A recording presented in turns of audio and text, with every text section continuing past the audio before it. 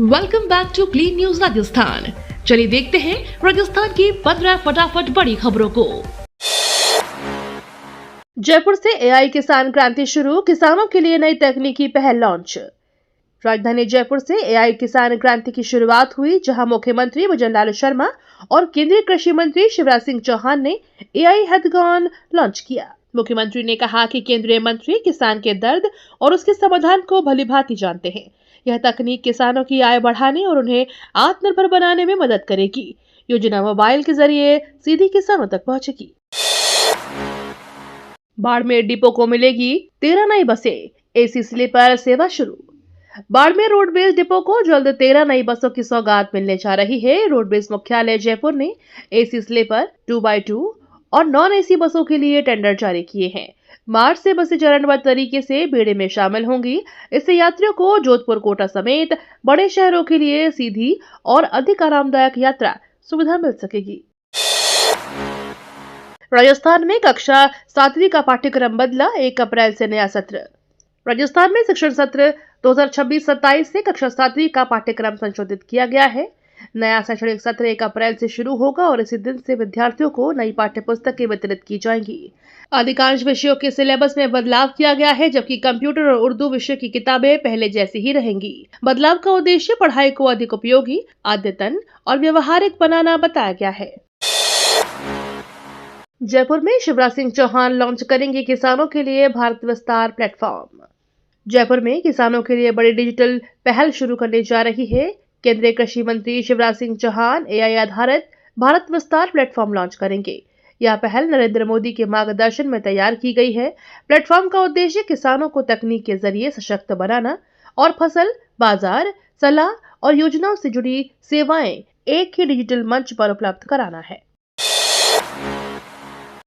18 से सप्ताह में 6 दिन चलेगी उदयपुर अहमदाबाद वंदे भारत एक्सप्रेस। दक्षिण राजस्थान के लिए नई गति और आधुनिकता की सौगात तैयार है। उदयपुर से अहमदाबाद के असारवा स्टेशन तक चलने वाली वंदे भारत एक्सप्रेस का शुभारंभ हो गया है। यह ट्रेन 18 तारीख से सप्ताह में 6 दिन दौड़ेगी। अत्याधुनिक सुविधाओं, तेज रफ्तार और आरामदायक सीटिंग के साथ यात्रियों को बेहतर सफर अनुभव मिलेगा। इससे दोनों शहरों के बीच यात्रा समय घटेगा और व्यापार व पर्यटन को भी बढ़ावा मिलेगा। खाटू श्याम जी मेले के लिए अलर्ट प्रशासन, कड़ी सुरक्षा और खास इंतजाम। सीकर जिले के खाटू श्याम मंदिर में फाल्गुनी लक्की मेले को लेकर तैयारियां अंतिम चरण में है। जिला कलेक्टर मुकुल शर्मा अधिकारियों के साथ समीक्षा बैठक करेंगे। मेले को 22 सेक्टर में बांटा गया है। सुरक्षा के लिए 1000 जवान, 400 सीसीटीवी कैमरे तैनात रहेंगे। वहीं श्रद्धालुओं के लिए 40 लाख पानी पाउच की व्यवस्था की गई है। प्रशासन और मंदिर कमेटी मिलकर भीड़ प्रबंधन पर फोकस कर रहे हैं। जैसलमेर में ओरण जमीन दर्ज करने को बड़ा जन आंदोलन तेज। सीमावर्ती जैसलमेर में ओरण और गोचर भूमि को राजस्व रिकॉर्ड में दर्ज करने की मांग तेज हो गई है। टीम ओरण की पदयात्रा तनौट से जयपुर के लिए जारी है और अब जोधपुर के पास पहुंच चुकी है। साधु संतों के सानिध्य में हजारों ग्रामीण जिला मुख्यालय पर जुटे और सरकार से करीब 20 लाख बीमा जमीन को ओरण घोषित करने की मांग की है।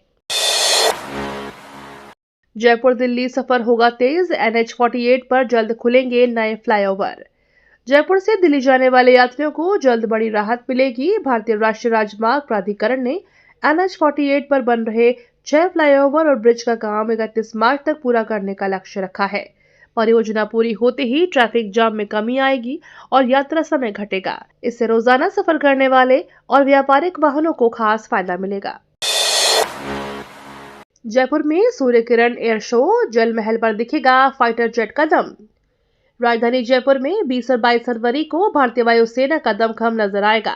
सूर्य किरण एरोबेटिक टीम द्वारा जल महल के ऊपर एयर शो किया जाएगा। शो में नोहॉक MK-132 विमान बेहद करीबी फॉर्मेशन में उड़ान भरेंगे। कुल 14 पायलट करतब दिखाएंगे। खास बात यह है कि विमान 5 मीटर से कम दूरी पर समन्वित उड़ान का प्रदर्शन करेंगे। होली पर राहत, जोधपुर और गोरखपुर के बीच चलेगी स्पेशल ट्रेन सेवा।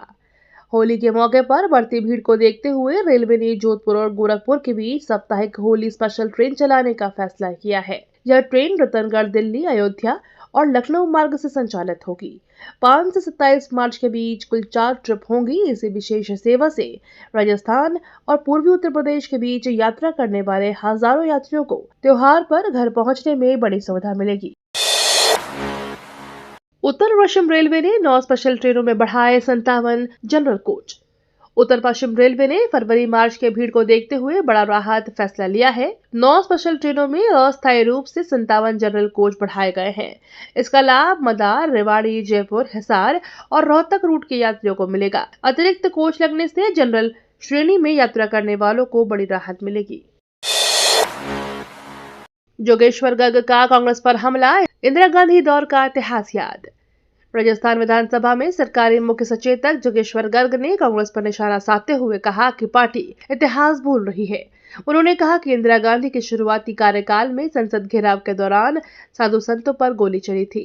ये आंदोलन स्वामी करपत्री महाराज के नेतृत्व में गौ हत्या पर प्रतिबंध की मांग को लेकर हुआ था। गर्ग ने आरोप लगाया कि कांग्रेस आज छोटी घटनाओं को बढ़ा चढ़ाकर पेश कर रही है। उदयपुर में लॉयन सफारी और रेप्टाइल्स पार्क का भव्य उद्घाटन। उदयपुर के इको टूरिज्म को बड़ी सौगात मिली है। सज्जनगढ़ क्षेत्र में बहुप्रतीक्षित लायन सफारी और रेप्टाइल पार्क का शुभारंभ किया गया। उद्घाटन पंजाब के राज्यपाल गुलाब चंद कटारिया ने किया। सफारी में पर्यटक शेरों को प्राकृतिक माहौल में देख सकेंगे, जबकि रेप्टाइल्स पार्क में विभिन्न रेंगने वाले जीव आकर्षण का केंद्र रहेंगे। साथ ही सज्जनगढ़ बायोलॉजिकल पार्क में वाइल्ड लाइफ रेस्क्यू सेंटर भी शुरू किया गया है। किशनगढ़ क्षेत्र में 32 करोड़ से मेगा हाईवे जैसी सड़क बनेगी।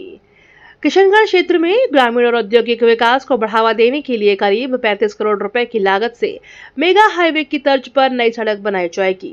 विधायक विकास चौधरी ने राजस्थान विधानसभा में सड़क निर्माण, ट्रैफिक जैम और शहरी अव्यवस्था के मुद्दे उठाए। उन्होंने कहा कि बेहतर सड़क नेटवर्क से आवागमन सुगम होगा और स्थानीय लोगों व उद्योगों को बड़ी राहत मिलेगी। बिना बैंक खाते भी चलेगा यूपीआई, विदेशी मेहमानों के लिए नई सुविधा शुरू। अब भारत में बिना बैंक खाते के भी यूपीआई से पेमेंट संभव हो गया है। खासतौर पर विदेशी मेहमानों के लिए नई डिजिटल वॉलेट सुविधा शुरू की गई है।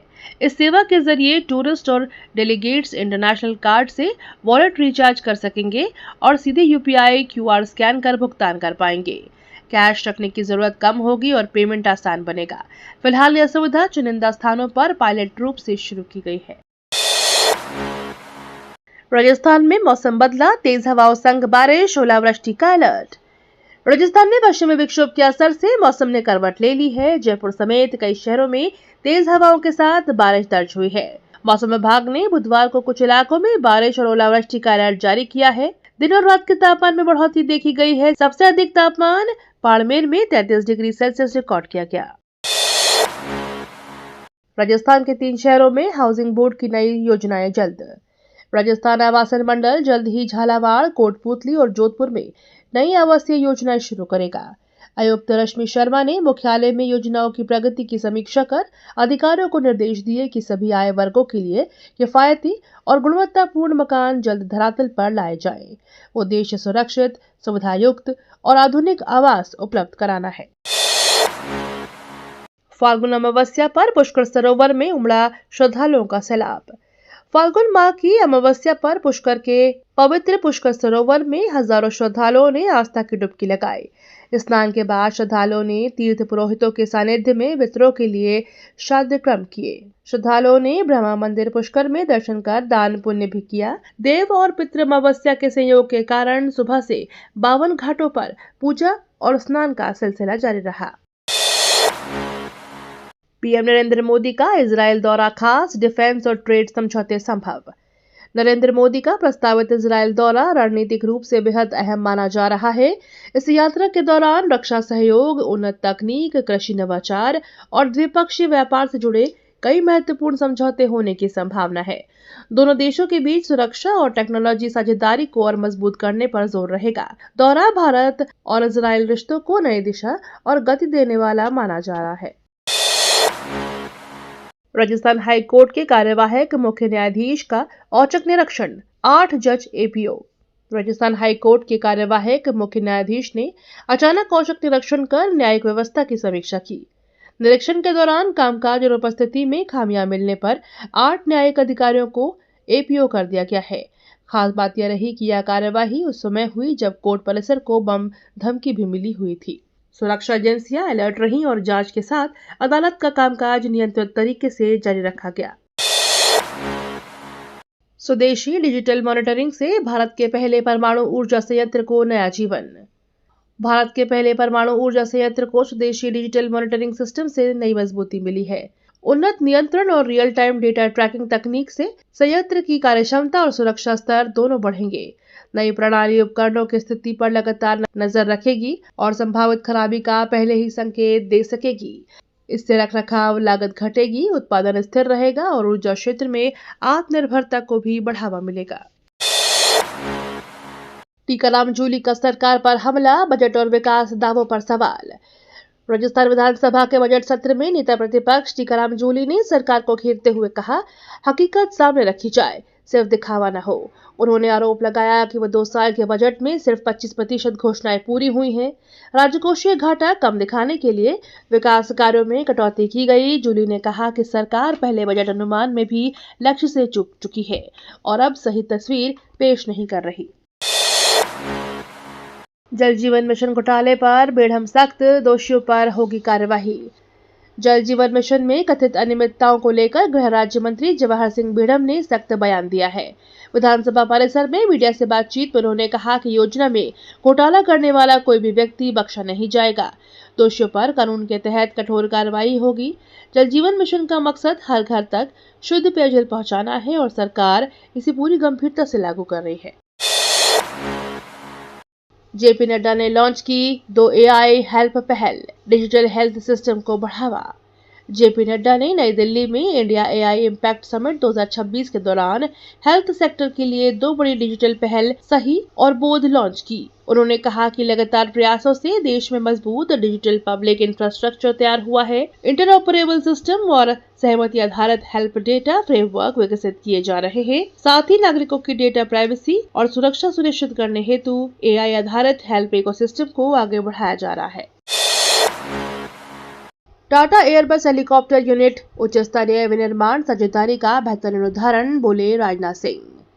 राजनाथ सिंह ने कहा कि टाटा ग्रुप और एयरबस की हेलीकॉप्टर विनिर्माण इकाई भारत में उच्च स्तरीय मैन्युफैक्चरिंग सहयोग का उज्जवल उदाहरण है। उन्होंने जोर देकर कहा कि यह साझेदारी रक्षा उत्पादन में आत्मनिर्भरता, तकनीकी क्षमता और स्किल डेवलपमेंट को मजबूत करती है। ऐसी परियोजनाएं मेक इन इंडिया को गति देती है और देश को वैश्विक एरोस्पेस सप्लाई चेन में मजबूत स्थान दिलाने में मदद करती है।